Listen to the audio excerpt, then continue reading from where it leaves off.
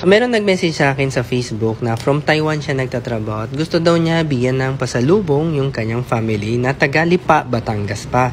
So, tinanong niya sa akin kung pwede bang ma-deliver at yes, pwede po siya ma-deliver. So, ito yung in-order niya sa akin, isang savory box, isang fairy one box.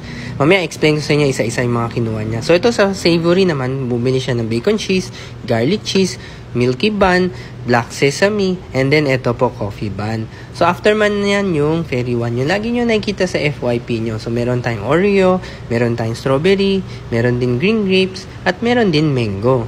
So, kahit sa Batangas po siya, pwede siya ma-deliver. Same day delivery din po.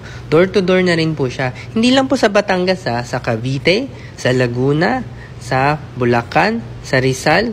Ayan. Kahit po Pampanga, pwede po. Sa parts of Bataan, pwede rin naman po. And then, yung mga hindi ko pa nabanggit, kunyari po, mga Baguio, Santiago, Nueva Ecija, Ilocos, Pangasinan, Tarlac, lahat po yan pwede rin. Kahit po Bicol, Quezon Province, pwede rin po lahat yan. Papabas naman po natin siya.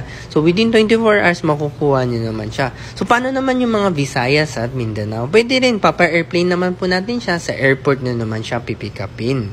So, pag ready na yung item, within 24 hours lang po lahat to. Express delivery dahil food tayo. So, pag ready na yung item, tatawagan po kayo para ma-pick up nyo na yung item. So, mga kababayan po natin dyan na taga-ibang bansa at di nyo alam paano nyo surprise yung kanyang family, maybe yung dati nyong ka-workmate, friends, family, relatives yan. No? Message nyo lang po ako sa FB and IG, all link in the bio.